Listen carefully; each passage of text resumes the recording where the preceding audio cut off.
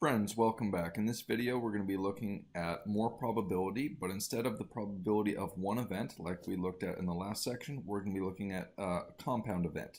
As you can tell from the definition, a compound event is any event combining two or more simple events. So, in practice, there are two types of compound events that we're going to be concerned with.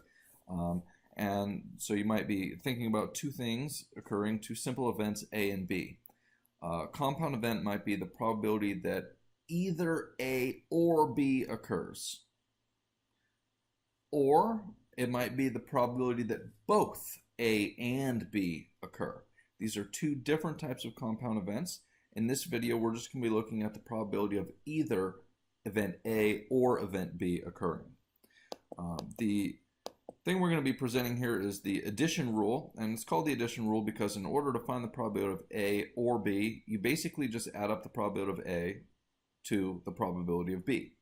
However, you do need to be careful because when you're calculating the probability of events A and B, you have to be very mindful that you don't double count any observations. Now, the ones to be concerned with are ones that might meet both events A and B. If you're counting the probability of A and you're calculating the probability of B, you might end up counting that observation twice if they meet both conditions for A and B. You only want to count it once. The whole point of counting things is to figure out how many of something are there, and if you count one observation twice, then you're messing up the count, and that's a big problem. We're going to be presenting this thing called the addition rule. Here's a little bit of notation for this type of compound event, P, A, or B. We also might substitute the word or here for kind of a big U, and it represents the union. I'll show you that in just a second. Anyway, let me just do an example, and you'll see what I mean, and you'll see everything I think you need to learn here. So here is an example. Let's say that I was planning an event on April 9th. I want it to be nice weather. I do not want it to be windy or rainy. Okay, so this is something I'm concerned about. What if it's windy or rainy? My event's going to have problems. So I want to calculate the probability that on April 9th it'll be either windy or rainy. And so my approach to that is going to be to look at the weather on April 9th from past years. Now I have summarized the weather observations here, and you can see that from the key here, W is windy, R is rainy, SU is sunny, and if there's a slash, both were observed. Like this particular day right here, SU/W, it was both sunny and windy. Okay. Now what we're trying to get here is the probability that it will be either windy or rainy.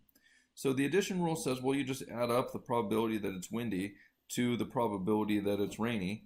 But you have to be very careful that you don't double count any of the observations when you're calculating the probability of windy and the probability of rain.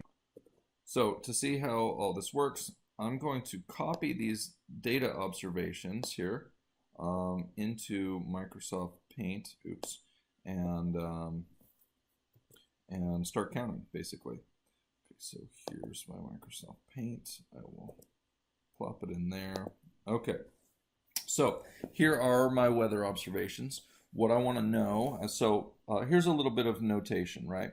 So the probability that it's windy or rainy might be noted as, that's a terrible windy, might be noted as the probability that it's windy or rainy. I'm just putting this here because you might see it. This big U thing here represents the union. The probability that it's windy or rainy is the union of, or the sum of, the probability that it's windy and the probability that it's raining. You have to make sure you don't double count. So here's what I mean.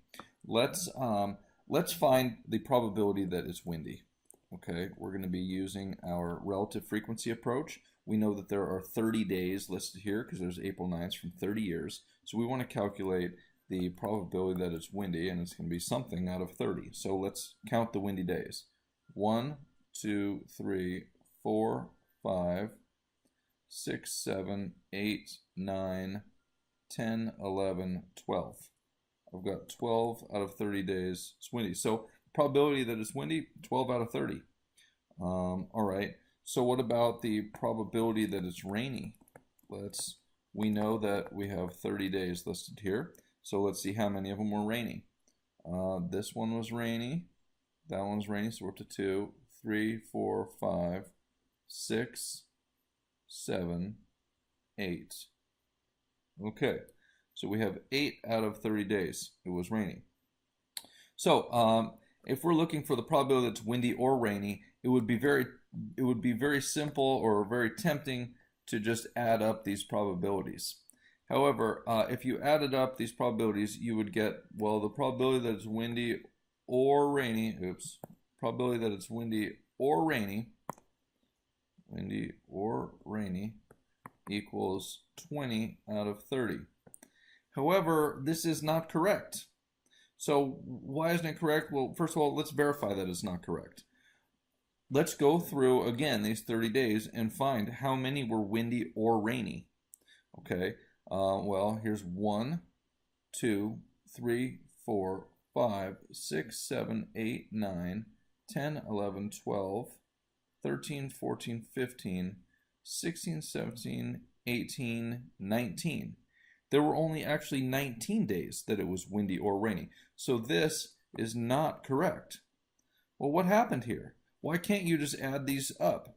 Well, the problem is that we double counted one of the days. Specifically, we double counted this day right here. This day was both windy and rainy, and it made it into the 12 here in the probability of windy, and it made it into the 8 here, the probability that it's raining. Look, this day was both windy and rainy, so it should be in both of those calculations. But the problem here is that if we just straight up add the probability of windy to the probability of rainy, we're going to end up having counted that one day twice. We cannot do that. We know that the true probability that it's windy or rainy is 19 out of 30. So we need some way to avoid double counting this particular day that it was both windy and rainy. We want to count it one time, not twice, right? So here is really what we have to do. The probability that it's windy or rainy is equal to the probability that it's windy plus the probability that it's rainy. And we know that when we calculate these, we will have double counted a day that is both windy and rainy. So we have to subtract out one of those days that was windy and rainy. So we subtract the probability that it's windy and rainy. There's only one day that was windy and rainy.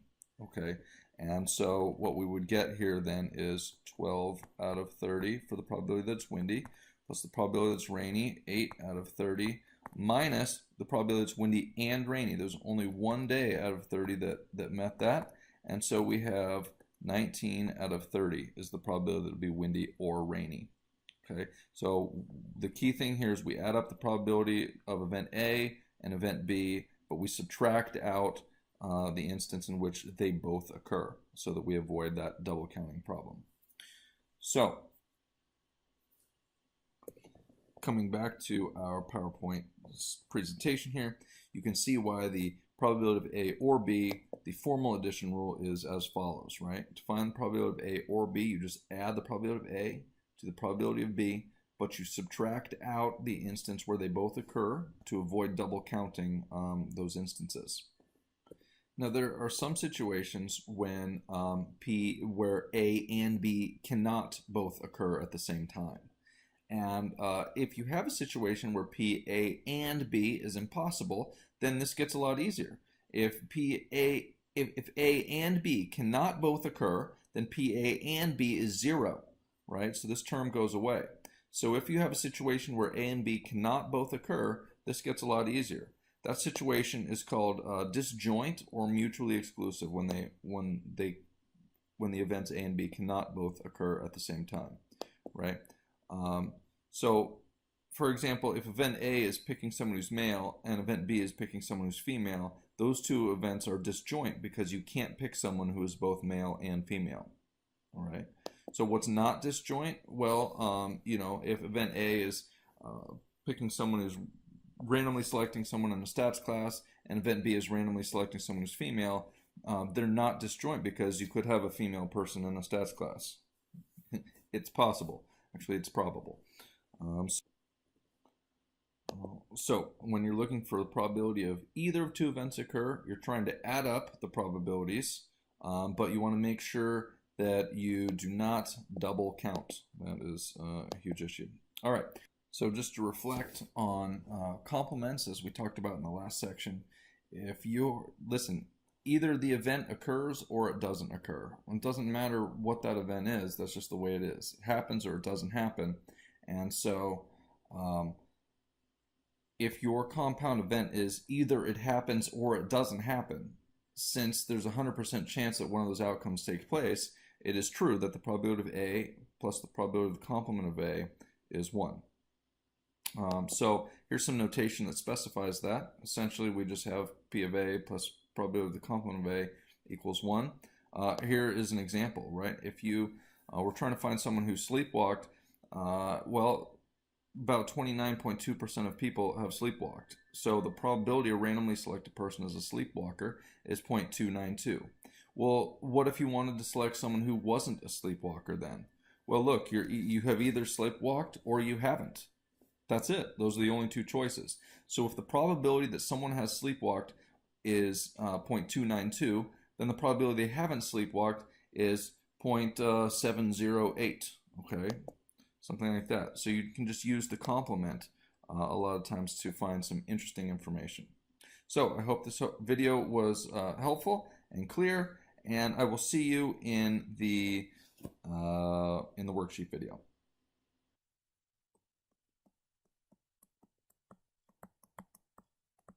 A Kearns production. All rights reserved.